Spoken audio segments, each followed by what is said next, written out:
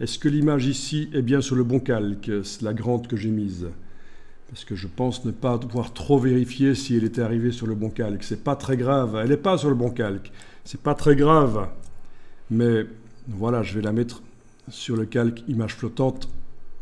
Comme ça, en enlevant l'œil en face d'image flottante, je vois tout de suite où sont les images flottantes, il n'y a pas de problème. Donc c'est l'idée des calques, c'est de séparer des éléments qui sont de nature différente pour pouvoir avoir accès facilement à l'un et l'autre, facilement verrouiller un des calques pour avoir accès au reste. Voilà, c'est l'idée. L'image ici est sur le calque body text, donc je vais la copier, verrouiller le calque body text, indiquer que je travaille sur image flottante et puis je vais aller sur une des pages suivantes, coller.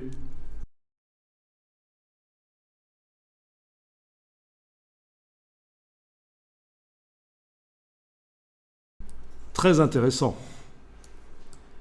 Donc en déverrouillant les deux calques, on sélectionne l'image qui est sur le calque body text, on la copie, édition copier, on verrouille body text, on indique qu'on travaille sur image flottante, on va sur la page et on veut coller l'image sur le calque image flottante et ça ne fonctionne pas, il y a un message, impossible de coller ou d'importer sur des calques verrouillés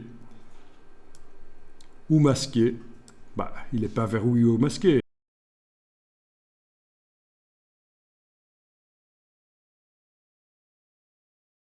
C'est très intéressant, c'est une fonctionnalité dans le menu de la palette des calques, une fonctionnalité qui s'appelle coller selon les calques. On a ça également dans Illustrator, c'est quand on copie-colle des éléments d'un document à l'autre, ils arrivent sur le calque qu'ils occupaient dans le document d'origine, vous voyez.